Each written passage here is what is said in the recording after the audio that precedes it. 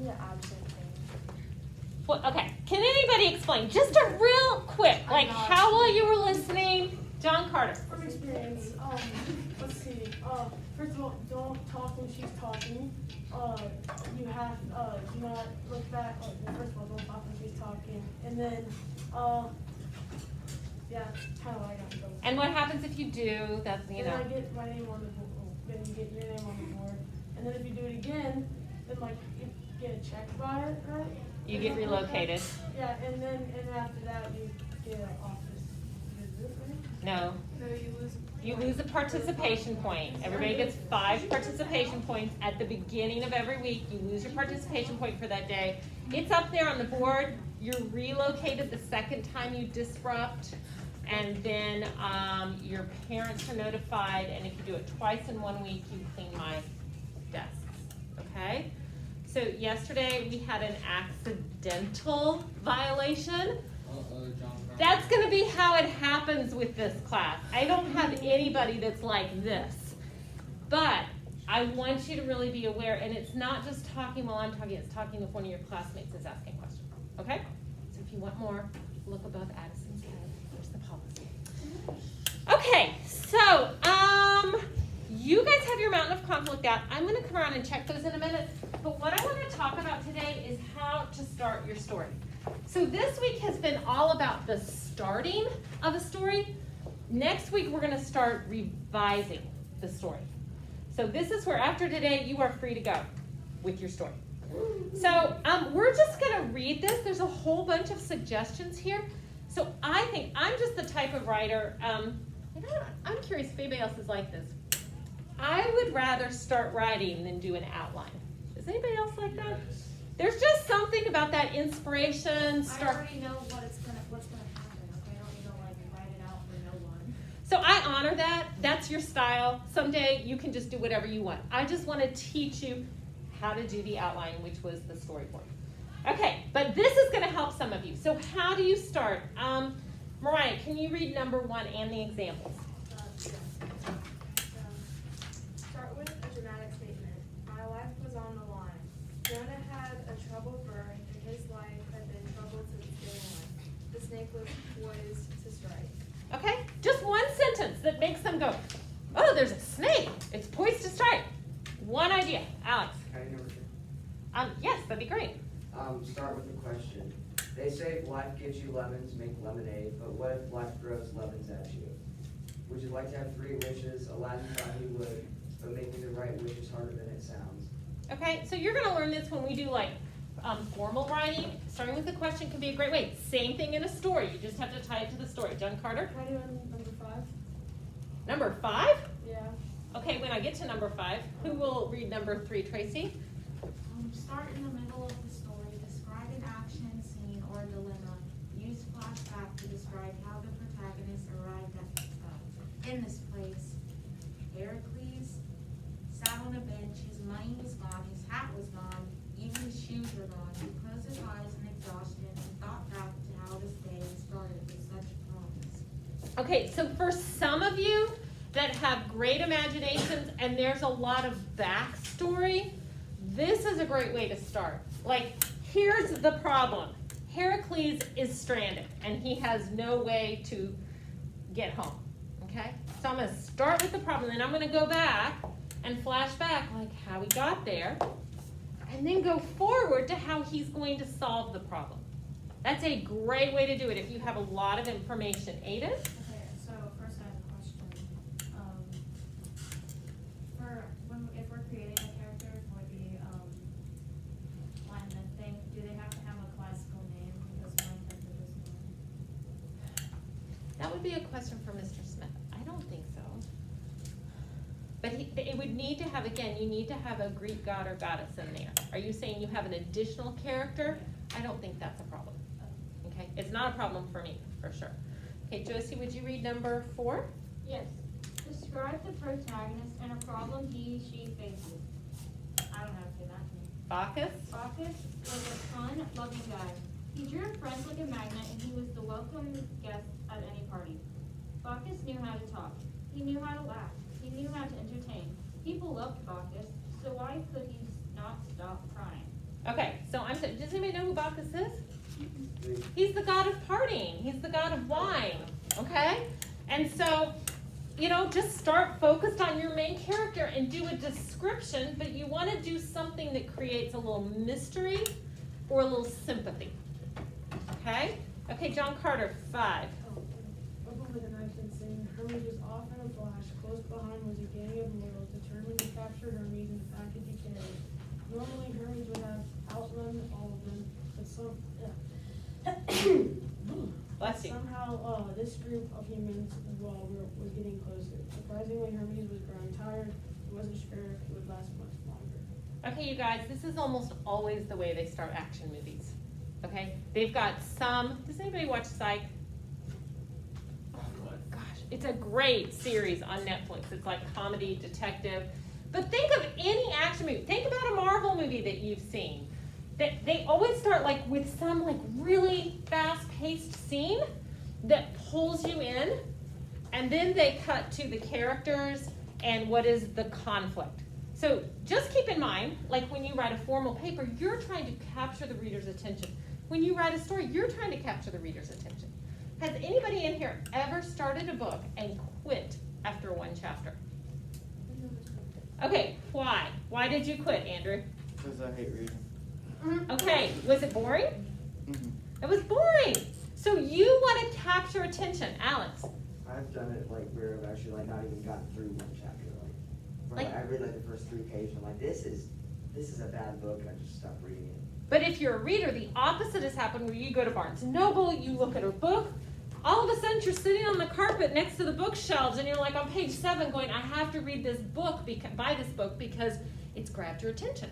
Matthew? Because I don't like reading.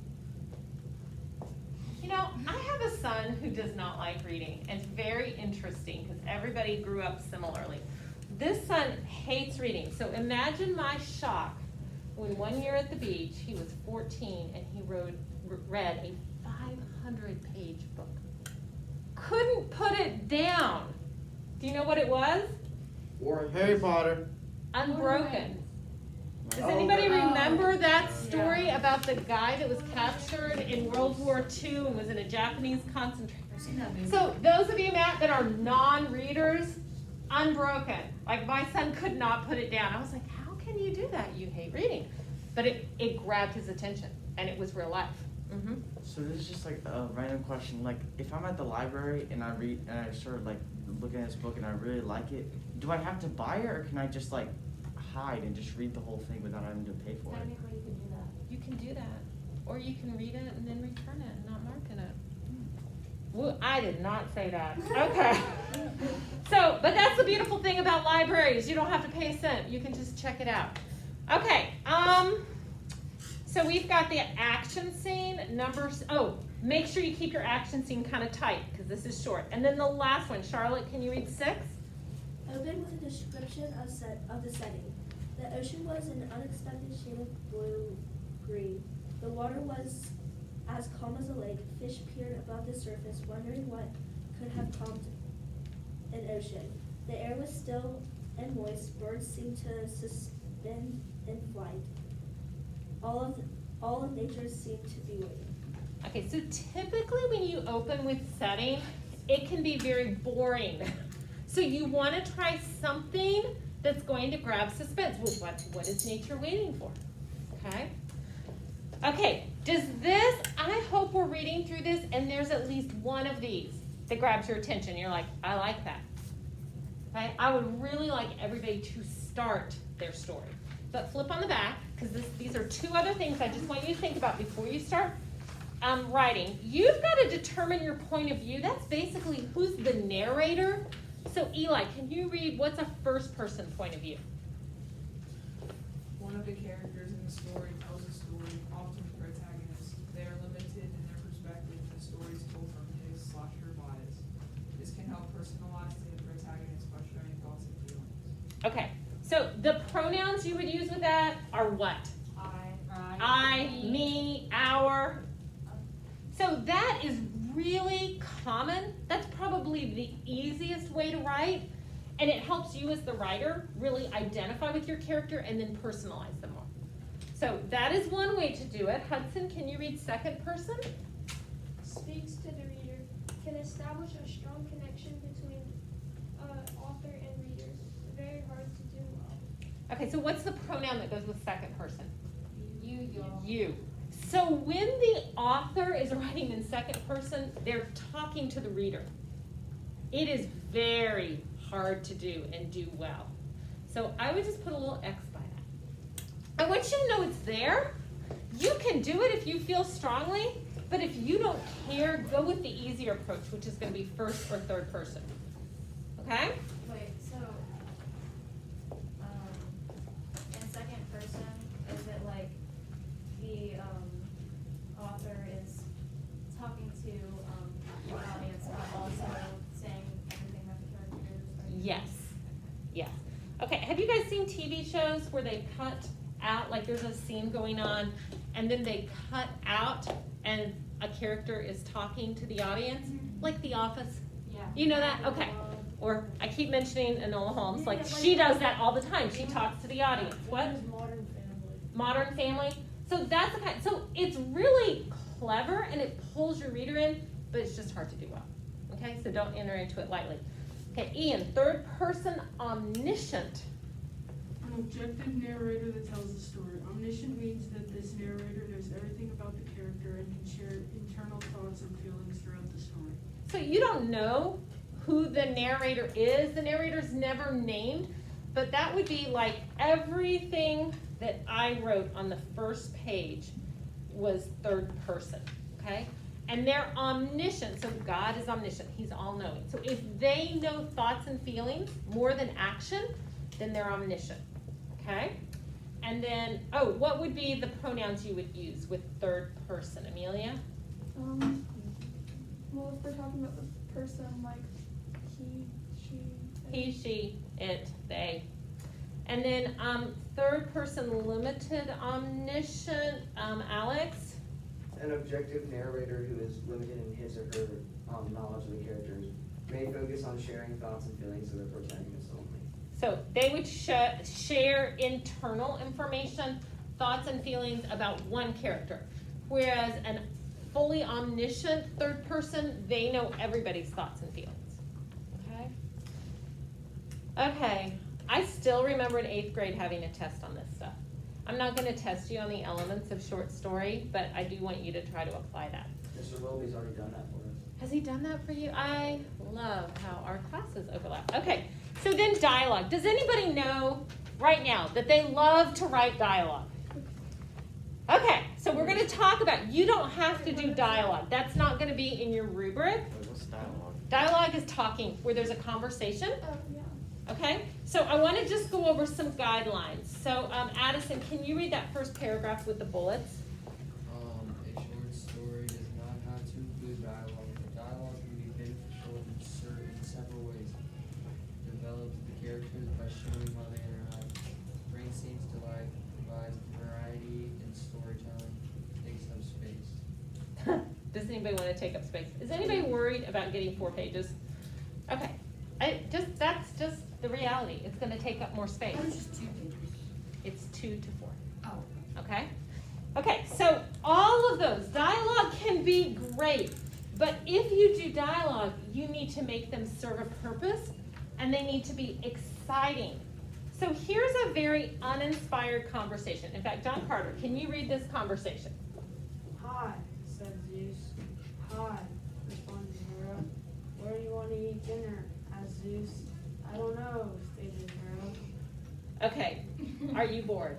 Like, you could just simplify that and say, Hera and Zeus could not decide where to eat dinner. We don't need a conversation about this very boring debate between them. So make sure that if you have dialogue, it's serving a purpose. Amelia. I think we talked about this a little bit last year, but like, when you do a conversation, don't you enter in like an indent or Yeah. something? So next week when we talk about editing, I'm going to show you the mechanics, but Okay. basically every time the speaker changes, you start a new line and indent. Okay? Okay, wait, so when it comes to writing dialogue, and like, you know, the indenting thing with someone else's thoughts, what if like after someone says something, it like goes into like a bit of an explanation or like let's save that for next week, okay? So just right now, if you're gonna do dialogue, just write it in. Well, I mean, like, if they, start talking about the other person and then that person starts talking, we have to end them. If the other person starts talking, yes, okay? Okay, so any questions about what you need to be doing?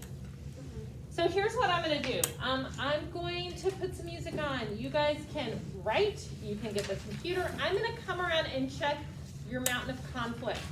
So I'm just gonna look at the high points. If you've got a question about your plot, then go ahead and ask me. But this really, I wanna give you guys lots of time in class to work on your paper in the next week, but you've gotta show me that you're willing to work.